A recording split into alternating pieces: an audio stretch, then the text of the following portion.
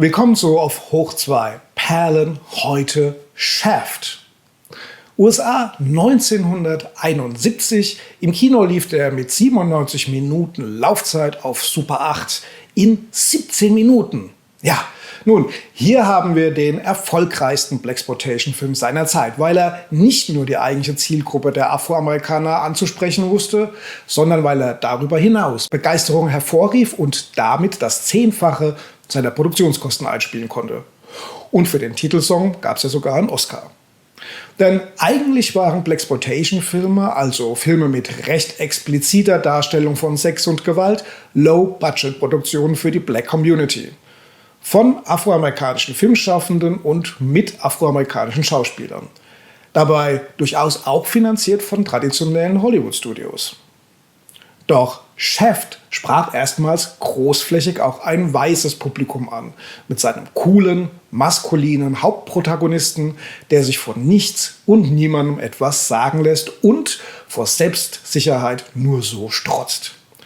Der Prototyp eines neuen, positiv besetzten afroamerikanischen Filmhelden. Die Story reiht sich ein in den Kanon der bereits in den 1960er Jahren höchst populären Detektivfilme und kommt dabei gar nicht so innovativ daher. Der selbstständig arbeitende Detective John Shaft wird von einem Gangsterboss angeheuert, dessen entführte Tochter zu finden und zu befreien. Naja, was auch passiert, mit viel Bum-Bum beim Showdown und auch an den Kinokassen explodierten die Einnahmen. Und dieser Erfolg führte nicht nur zu einer Reihe von Fortsetzungen, die es allerdings dann nicht mehr auf Super 8 geschafft haben, sondern hatte auch positive Effekte auf die Selbstwahrnehmung der afroamerikanischen Community einerseits.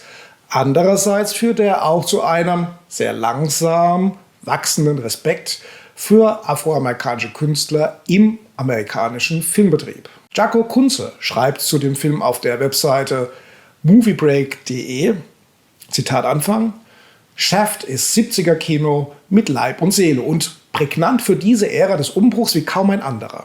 Ein Kultfilm, was ihn nicht automatisch über jeden objektiv locker begründbaren Kritikpunkt erhaben macht. Immer mindestens solide, nicht fehlerfrei, aber konstant irre cool und stimmig. Als Statement, als Zeitdokument und Ausdruck von Befindlichkeiten viel wichtiger und eindrucksvoller als Film im eigentlich narrativen Sinne. Ein wenig wie der Easy Rider des unabhängigen schwarzen Kinos. Ruppig, lässig, etwas ungelenk zwischendurch, aber das macht ihn irgendwie auch aus.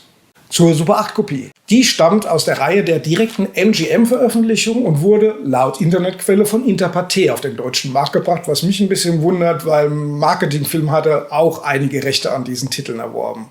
Und auch wenn er sich nicht korrekt datieren lässt, gehe ich von einer Veröffentlichung 1979 aus. Der Film ist großartig geschnitten, man kann der Handlung prima folgen und sogar der besagte Titelsong am Filmbeginn ist kurz zu hören. Ansonsten leidet diese Kopie, wie alle MGM-Titel, an Farbverlusten, die hier zum Glück noch halbwegs erträglich sind. Also ein schönes Stück, eine echte Perle auf Super 8 und wir schauen uns jetzt mal den Anfang an. Film ab!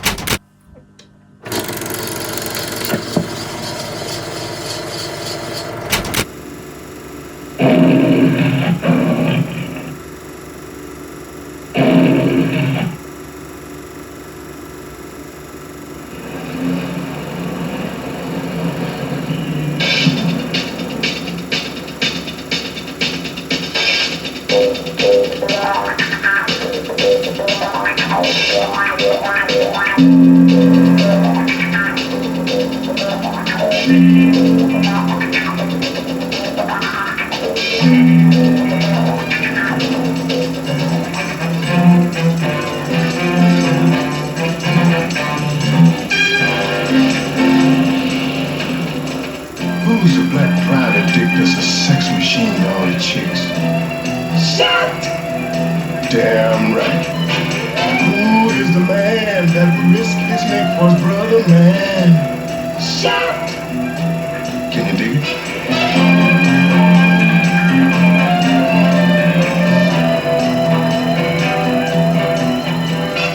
Who's the cat that won't cop out when there's danger all about? Shut! Right on. say this kid is a bad mother. Shut your mouth. I'm talking about Sharon. And we can date it.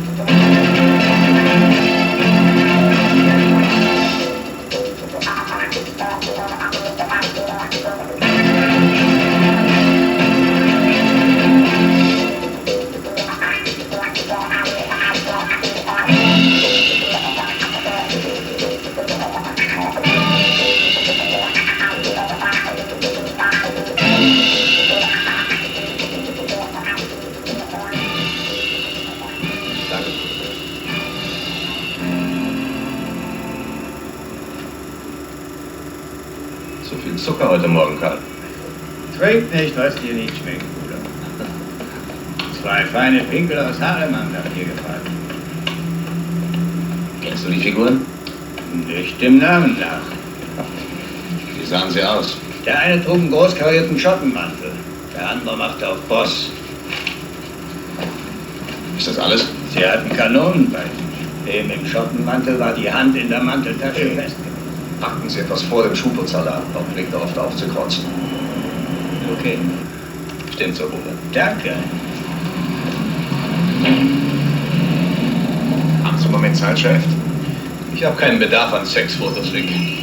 Ist kein Geschäft zu machen.